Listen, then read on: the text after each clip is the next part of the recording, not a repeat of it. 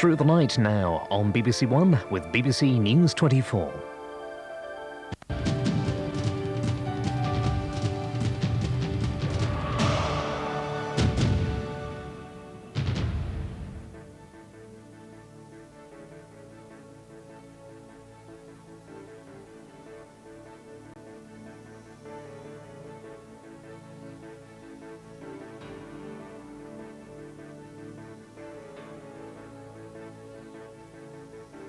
And at this point, we welcome viewers to BBC One who've just joined us.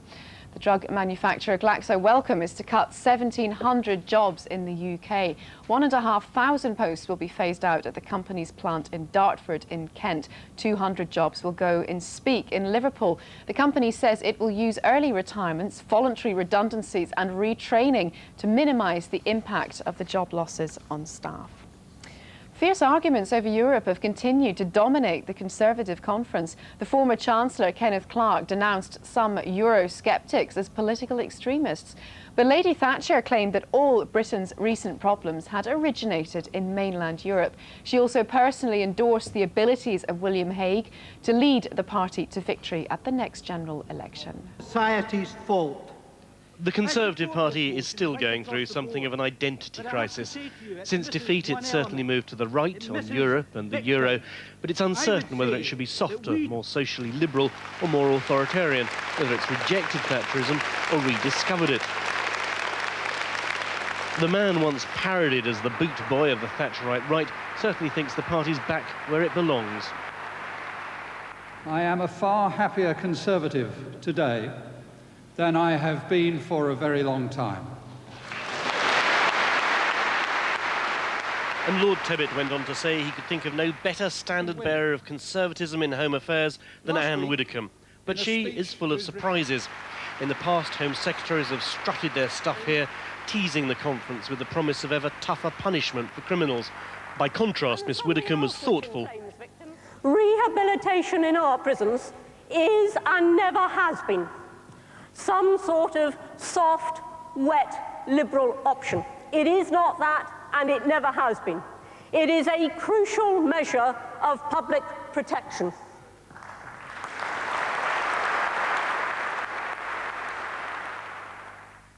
The party's dilemma, I thought, was well illustrated to me by a senior member of the Shadow Cabinet. He confirmed that the common sense revolution was indeed a return to Thatcherism, but he added quickly, Thatcherism with a far more caring face. The problem is, wasn't one of the things about the lady that so appealed to people that rather bracing sense of harshness? That was certainly on display tonight. As Mr. Hague looked on nodding, Lady Thatcher laid the blame on the continent. I say it, and I'm told I have to be careful what I say, and I don't like it. If I dare say it, in my lifetime, all our problems have come from mainland Europe, and all the solutions have come from the English-speaking nations across the world, which have fought and kept liberty, a law-governed liberty, alive for the future. My friends, we're wonderful. All we have to do is and get us back into government. Mr. Hague might be smiling, but not everybody seemed to agree. Lady Thatcher this evening has said that all our problems in the past have come from mainland Europe, and that we can only look to the English-speaking countries for support. Well, I haven't heard exactly what Margaret said. I'm not going to sort of... that all our problems have come from mainland Europe. Well, there we are, it's a theory. And all the solutions from the English-speaking world? And a local authority... Another fringe, another theory. Lord Tebbit was letting rip, accusing the government of undermining the heart of the state by imposing political correctness on the armed forces. The new doctrine, uttered by ministers, followed, I regret to say, by politically correct generals, they want to be field marshals, I take it, is that they should be representative of the community they serve. Ogswash. So I suppose a squadron of Eurofighters, flown by visually impaired black lesbian ladies either under 18 or over 65,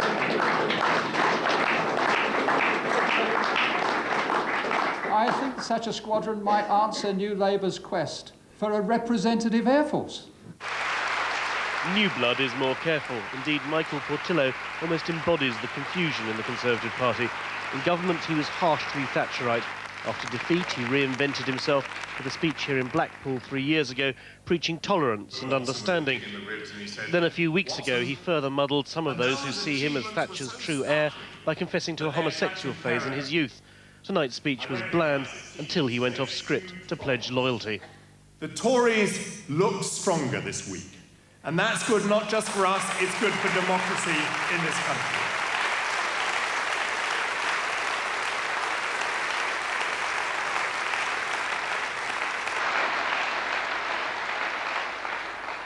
William has shown me great friendship and warmth, and I will repay that in kind, with warmth and with loyalty. Thank you very much. They like loyalty, in theory at least, but what really gets audiences here going is unvarnished Thatcherism. The argument is over whether the true, pure faith can still win round the voters. British consumers are paying too much for their new cars, according to the Competition Commission. It's putting forward a number of suggestions to bring the cost down, including abolishing the recommended retail price. Car dealers and manufacturers have until the end of the month to respond. This Land Rover Discovery may be built in Britain, but the finished article will cost you £7,000 more to buy here than it would in Holland, according to European Commission research. Today, Britain's competition authorities agreed our car market is rigged and private buyers are losing out. It's been a good day for motoring organisations and consumer groups who believe the days when manufacturers rigidly control their dealerships are swiftly running out. I think consumers have become much more switched on as to why they are paying more money. They're not prepared to put up with it anymore, and they want some answers as to why that situation exists. And I think the longer this is allowed to progress, the more angry people will get. Firms that build cars currently control the way they're sold as well, dictating who can sell their models, where they put their showrooms and what prices they charge. The Competition Commission is considering radical change. It could stop manufacturers recommending retail prices, prevent car makers from offering deep discounts to fleet buyers and much higher prices to private customers, or it could allow dealers to sell cars from rival manufacturers. The car industry now has a final opportunity to defend its dealer system and clearly wants to minimise any change. I think the present system is extremely good from the point of view of the consumer.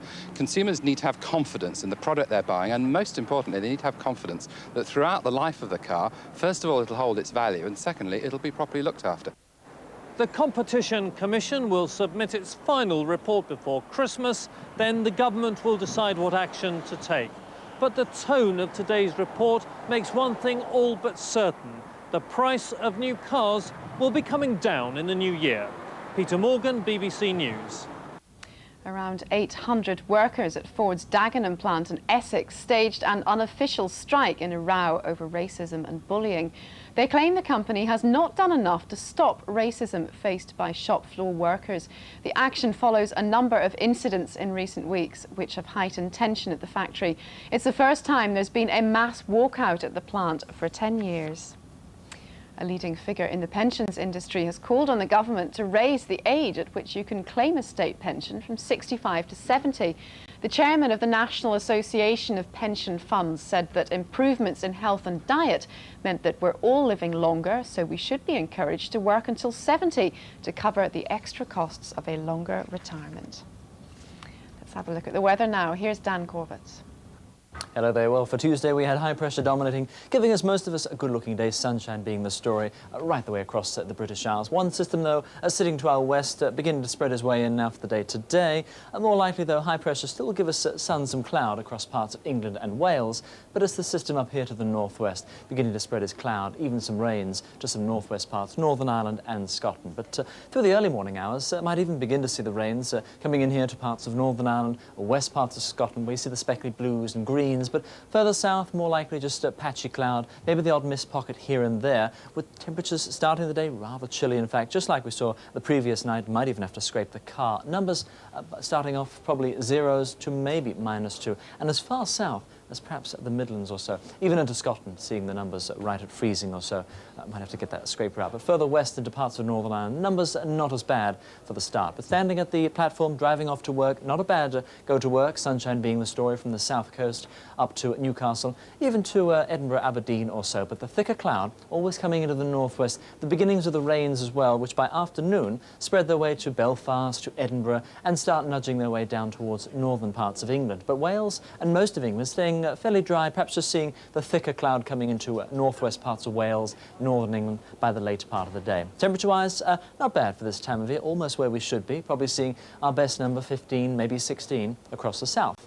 Further north, numbers 12s and 13s, but the winds starting to shift into that southwest direction, so at least a bit warmer, unlike the past couple of days. Quick peek at things this day back, 1990, do you remember? Quite a wet day, in fact, in Edinburgh. See some rains there later on, but not as bad as 61 millimetres on this day in 1990. Look around Europe, not too bad, but might see some showers across many eastern spots. That's the weather for now.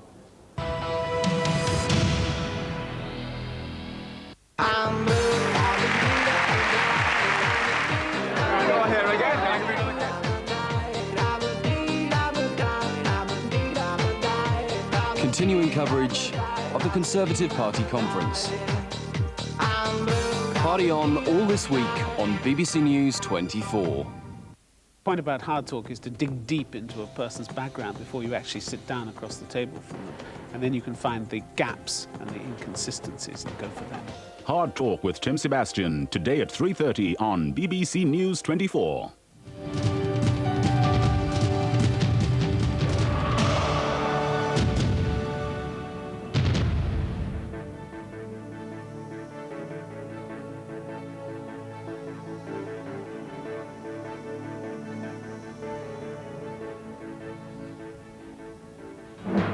One of the worst rail accidents in Britain in recent years. At least 26 people have been killed in a collision between two trains in London. Welcome to BBC News. I'm Janet Barry. The other headlines. Bishop Carlos Bello is returning to East Timor in the next few hours after fleeing the territory a month ago. Counting of votes from the month-long Indian general election gets underway shortly, with the win predicted for the BJP-led coalition. And the world's biggest ever corporate takeover. The American telecoms giants MCI, WorldCom and Sprint are planning to merge.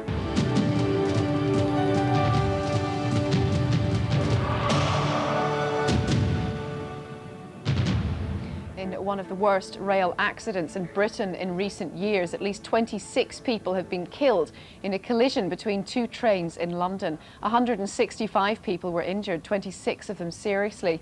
Further bodies may still be in the wreckage. The search for other victims is continuing by floodlight in the wrecked carriages, some of which caught fire after the accident. The collision happened about 3 kilometres from London's Paddington Station, the main terminus for Wales and the west of England. It involved a high-speed intercity train from the Gloucestershire town of Cheltenham and a local train from Paddington. The high-speed train was derailed and carriages were set on fire by the crash. Both trains were packed with travellers. The task facing emergency services is a gruesome one, removing dead bodies from the wreckage. What started as a routine journey into work for hundreds of commuters ended in utter tragedy. This is now Britain's worst train crash in more than a decade. The accident couldn't have happened at a worse time, the height of the morning rush hour on the main line into Paddington Station. Within moments, the scene was one of devastation. A huge pall of smoke spread out over West London as carriages on both trains caught fire.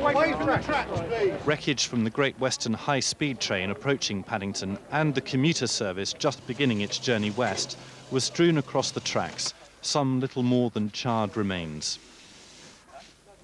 The rescuers faced a huge task to free passengers trapped inside. The metal was so hot, some of it welded together. The whole train, the carriage just went up into flames, and then everyone was just screaming. People were stuck and badly hurt, just screaming, get out, get out.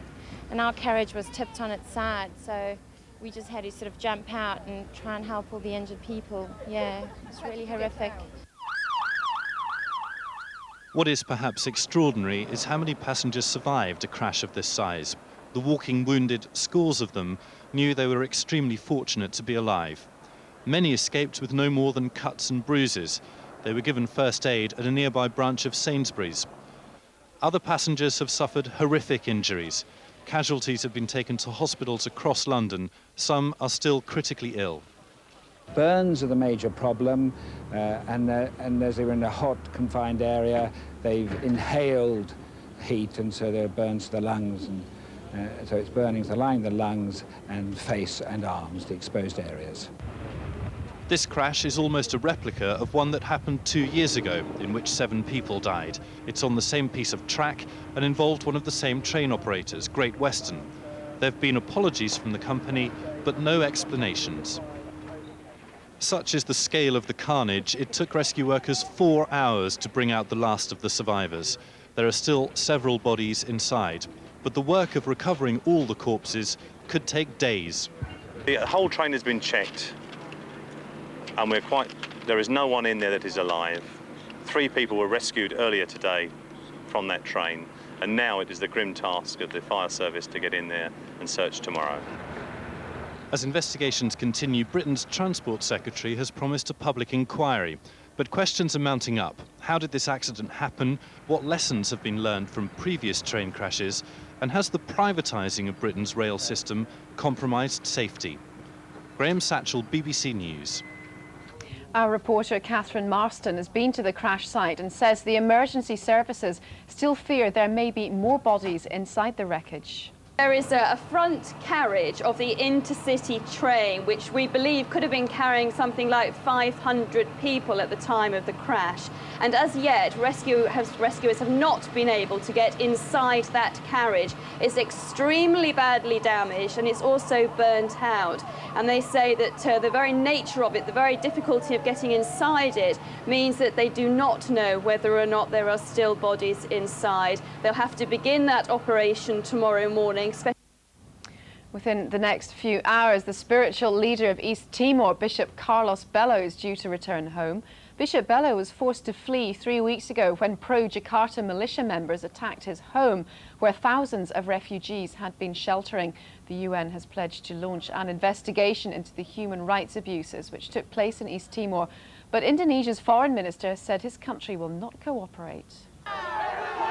Bishop Carlos Bello is a hero for many in East Timor, a man who for 24 years led the spiritual resistance to Indonesian rule, sharing the Nobel Peace Prize in 1996. Despite constant death threats, Bello mounted a courageous and outspoken campaign of non-violent resistance from his Dili pulpit. Like so many others, he was eventually forced to flee, the militias who ran rampage through East Timor attacking his home, an Indonesian policeman leading him to safety in exile. For the last 3 weeks, Bello has travelled the world, calling for international assistance for his beleaguered people. That assistance has now arrived with a multinational peacekeeping force, continuing to fan out across the territory. Kofi Annan, the UN Secretary-General, said in New York that some 9,000 UN troops would be needed in East Timor for up to 3 years to ensure stability.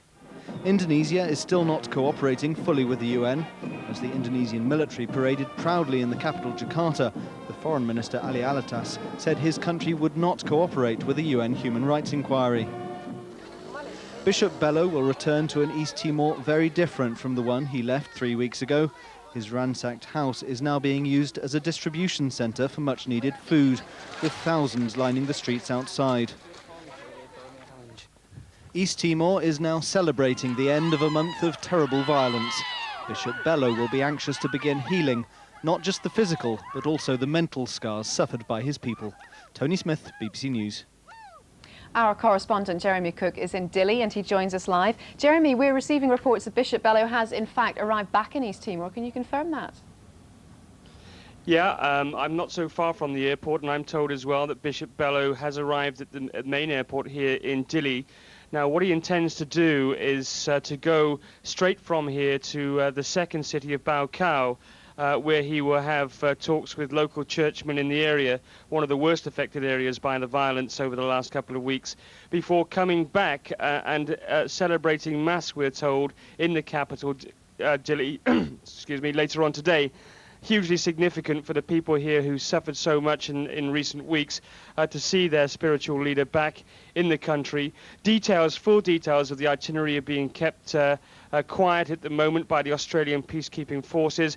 That's because, of course, there are still security issues here. The militias, which have terrorized these communities for so long now, are still operating in some areas, and so security is a consideration as the day progresses.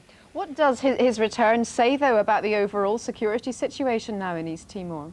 Well, it must say that things are improving here, and I would say that's being confirmed on the ground, particularly in the capital. What we're seeing in Dili at the moment is a steady trickle of refugees coming back to their homes. I wouldn't say it's anything more than that, but each day the streets are becoming a little bit fuller. But I have to say that this is still a very shattered environment that they come back to. Almost every home in Dili has been destroyed. There's nothing here in the way of commerce. There's very little food apart from that which the international aid effort is managing to distribute. So it's a very difficult situation, but the security, which is crucial, is beginning to improve in Dili. That means that the aid effort can get underway. Of course, it looks a little bit more difficult and problematic outside the main cities. That's where the UN forces have their greatest challenge, the challenge of taking on these militias and removing them from the equation, because until they're removed, there's no way that the humanitarian aid effort can really get into full swing. OK, Jeremy Cook, our correspondent in Dili, thanks very much for joining us. In India, the counting of millions of votes cast in the general election is due to get underway in about an hour's time. For the past month, the country has been going to the polls in its third election in a little over 3 years. Exit polls suggest that the governing coalition, led by the Hindu nationalist Bharatiya Janata Party, will be returned to power with a clear majority. There may have been an element of voter fatigue. The monsoon may have deterred some, but still around 58% of India's electorate of over 600 million turned out to vote. It's been the most technologically advanced election India has seen, but election officials say it's disappointing people had so few women candidates to vote for. At a pre-count news conference, the chief election commissioner again urged the politicians to address the underlying causes of the poll-related violence. There have been 138 deaths. But he urged that the troubles should be seen in context. Try doing any democracy on $300 or less. Great poverty, great handicaps, great oppression, every kind of problem that people have here or there. In that situation, I think if you see the totality of the election, perhaps it is reasonable to say, yes, there is cause for satisfaction. The price of democracy has been an election even more expensive to run than last year's, and one of the longest because of the security requirements. But it's reached its end, and within hours, this results board, like others around the country, will be filling up. And it will start to become clear whether this time India is to have a government with a majority. Mike Waldridge, BBC News, Delhi. President Clinton has warned the American Senate that failure to ratify a nuclear test ban treaty would give the world a green light to pursue nuclear arms development. His statement marks the beginning of a week-long push to persuade opponents to vote in favour of the treaty. President Clinton signed the treaty in 1996, but the Senate has been delaying ratification ever since. President Clinton now has less than 1 week to convince the US Senate to vote in favour of an agreement which aims to ban all testing of nuclear weapons. But he knows he faces substantial opposition. Well, let me say this. I think for the Senate to reject it would send a terrible message. That it would say to the whole world, look, America's not going to test, but if you want to test, go right ahead. We're not interested in leading the world toward non-proliferation anymore. America's nuclear testing program began in the 1940s with the Manhattan Project and went on for nearly 50 years until a temporary ban in 1992. Supporters of the treaty say it would stop more countries from going nuclear and deter those who already have nuclear capability from adding ever more powerful weapons to their arsenal. But critics, including many Republicans in the US Senate, say the treaty is unverifiable and dangerous. I want to emphasize again, I feel very strongly that the Comprehensive Test Ban Treaty is premature. I think it is dangerous. We have got to make sure that we can verify the safety and the reliability of these weapons. And also, we've got to make sure that when we do go forward, if we do with this sort of a treaty, that countries around the world, including North Korea, Iran, Iraq, China, Russia, India, Pakistan, and others, will live by such an arrangement. And I don't think we're there yet, technologically or politically. The nuclear test ban treaty was adopted by the UN General Assembly 3 years ago, but it can only be put into effect when 44 countries judged to have nuclear facilities have signed up to it. So far, only 22 of those countries have done so. US ratification is seen as crucial to the treaty's success. But even Mr. Clinton admits it won't be easy to get 22 Republican senators to switch sides and back the deal. Samantha Simmons, BBC News. Police in Japan have raided the offices of the operator of a uranium processing plant where the country's worst ever nuclear accident happened last week. A police spokesman said about 200 investigators raided the headquarters of JCO Corporation in Tokyo and its office in Tokamura. More than 40 people were exposed to radiation during the nuclear incident, and more than 250,000 people were temporarily evacuated from their homes. Russian forces have pushed deeper into Chechnya, and the Kremlin says they now control about 1/3 of the breakaway republic. The Russian Prime Minister Vladimir Putin said his country's final aim was to destroy terrorists and their bases and set up a security cordon around the region. The Russians say they've lost 4 of their soldiers and 2 fighter planes as the fighting approaches the Chechen capital Grozny. But Chechen officials say Russian losses are much higher. The Chechens are fighting back. This is all that remains of a Russian fighter plane, one of 2 shot down over Chechnya since the weekend. The Kremlin's military campaign here has barely begun, but the signs are not looking good. These are the crack troops that Russia says will crush Chechen terrorists. In fact, they're teenage conscripts, untrained and scared to death, venturing into enemy territory. Their Russian commander says he feels sorry for them. What, he asks, can these young lads hope to do against experienced guerrilla fighters? The Kremlin talks about sealing Chechnya off, about surgical strikes and precision bombing, but it doesn't look that way on the ground. It's the civilian population that's being herded into refugee camps. The Islamic militants, blamed by Russia for the recent bomb attacks in Moscow, remain very much at large. Those Chechens who haven't fled the republic are now digging in for a long war. These men have beaten Russia's army once before. There's no obvious reason why they shouldn't do so again. But today, Russia's Prime Minister Vladimir Putin said the pessimists were being proved wrong. The campaign was going according to plan. There's always a chance the Kremlin's latest gamble could pay off, but it's more likely that Russia is being sucked into another long war. The price to pay in lives and in political turmoil could be enormous. Andrew Harding, BBC News, Moscow. You're watching BBC News. A reminder of the headlines. At least 26 people have been killed in a collision between 2 trains in London. Another 160 people were injured. Bishop Carlos Bello has returned to East Timor after fleeing the territory a month ago. And coming up, the rest of the news and the millennium facelift that's causing headaches in Rome. The biggest ever company takeover has created a telecoms giant in America after MCI WorldCom agreed to pay nearly $130 billion for their long-distance call carrier, Sprint Corporation.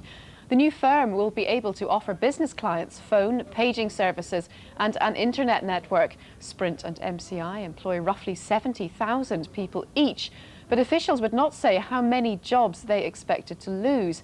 MCI WorldCom is the second largest long-distance carrier, but lacks the wireless service Sprint can provide to make WorldCom a one-stop shop for consumers. Each of our companies has forged significant inroads into industries long dominated by giants and has been among the first to offer consumer alternatives to a very competitive industry.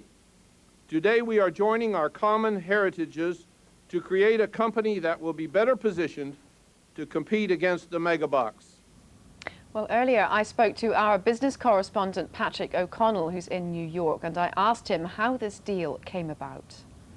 Well, they say that telecoms is making the world smaller, but it's making the companies bigger.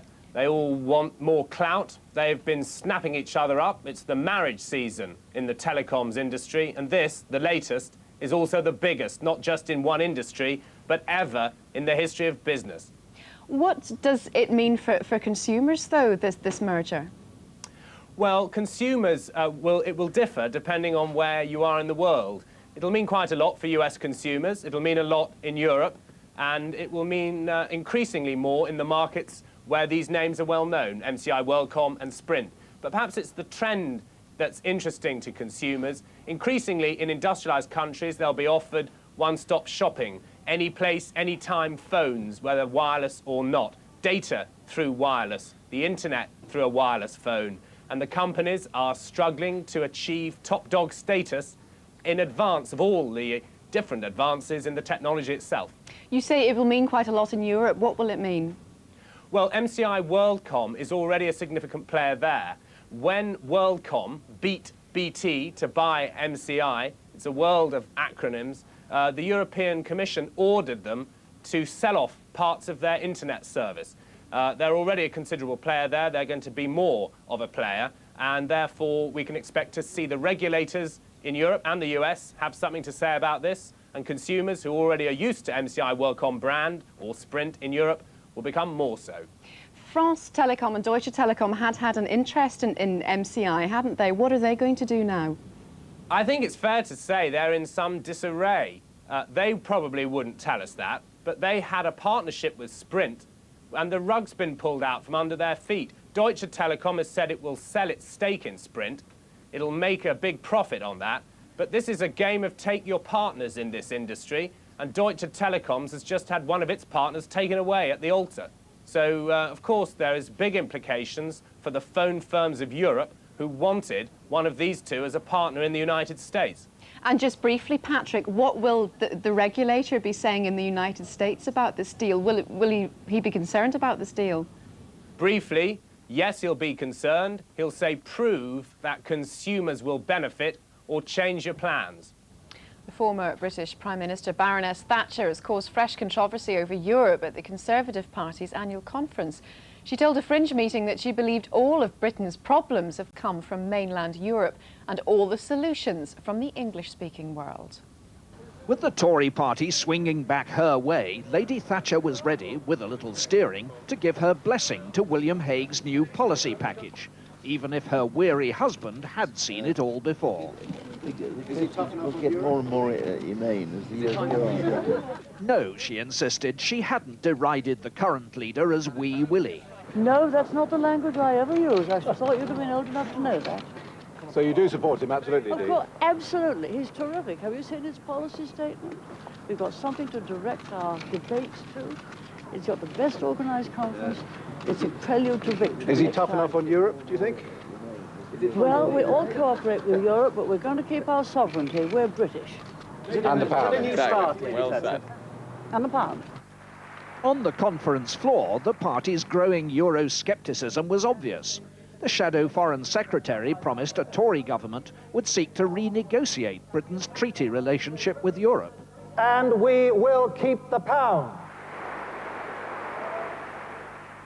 The growing alarm of pro-Europeans like Michael Heseltine was obvious. And on the fringe, his ally Kenneth Clarke pleaded with the Tories not to become stridently anti-European.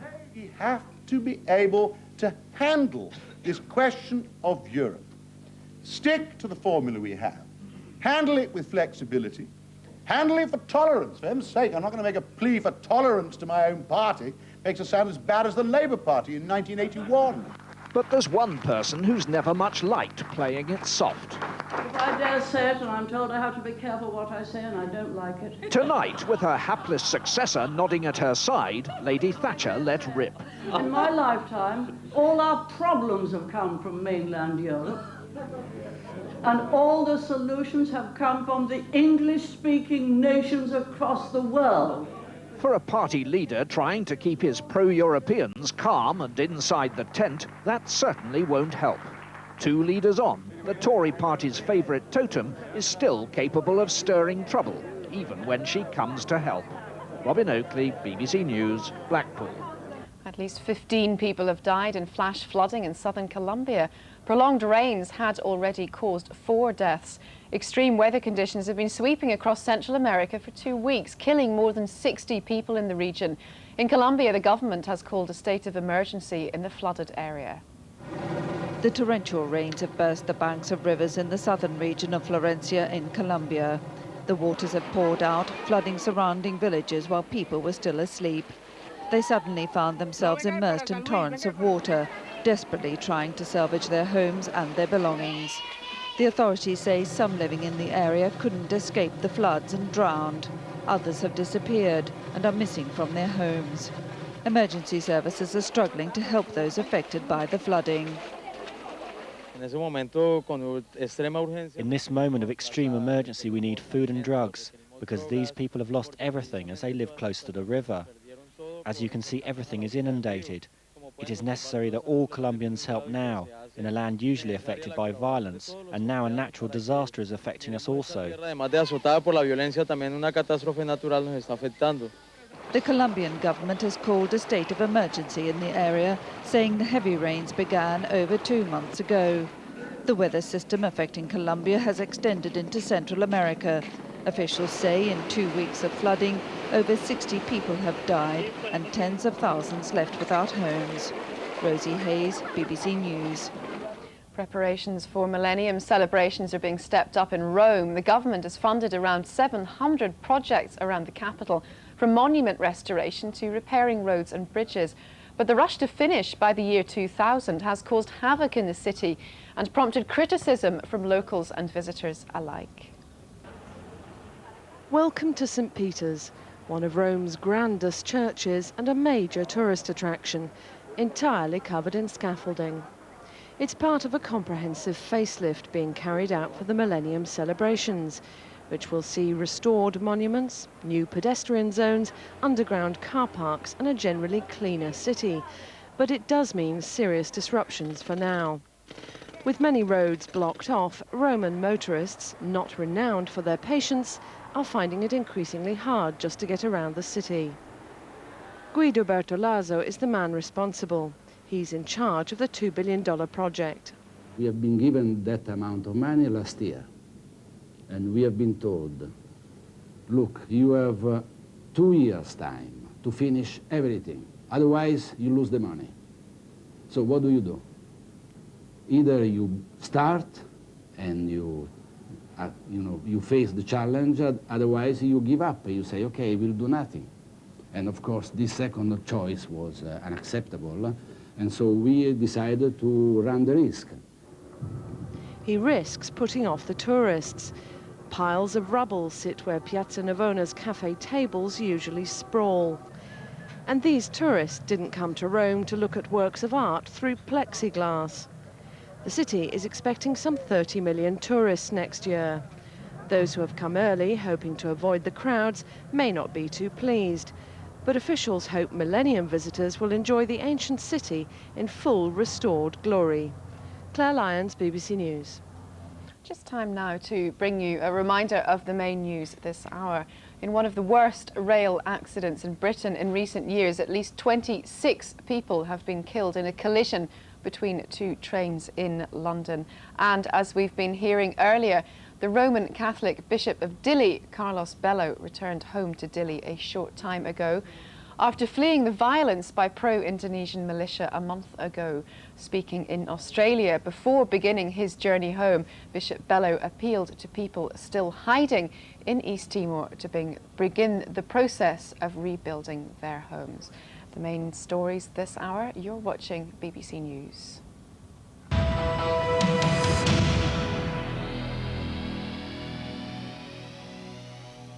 Hello there. Well, for Tuesday we had high pressure dominating, giving most of us a good-looking day, sunshine being the story right the way across the British Isles. One system, though, sitting to our west, beginning to spread his way in now for the day today.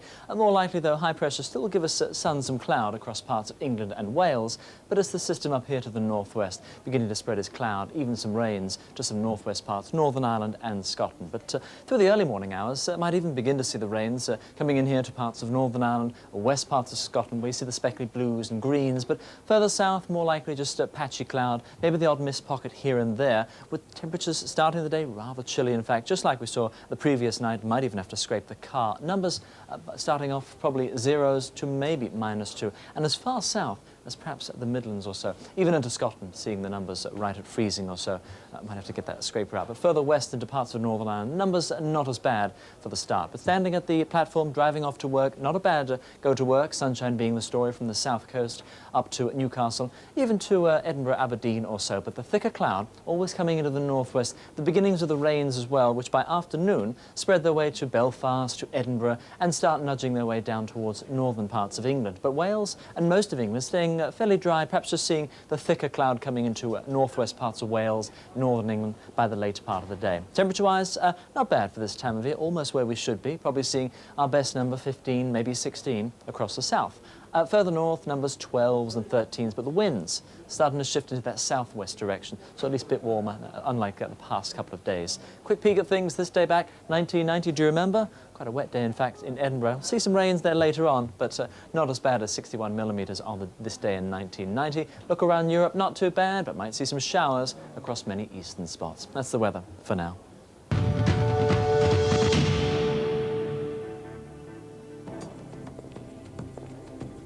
The point about hard talk is to dig deep into a person's background before you actually sit down across the table from them, and then you can find the gaps and the inconsistencies and go for them.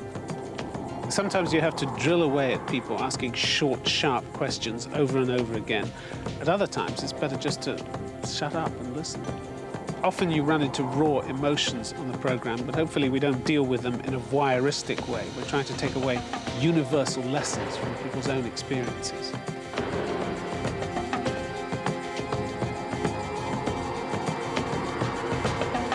Hard Talk with Tim Sebastian, today at 3:30 on BBC News 24. The BBC is planning new services for the future, including more regional programming and news coverage. Find out more and feedback your views by visiting our 2000 and Beyond website or calling for a consultation pack and questionnaire.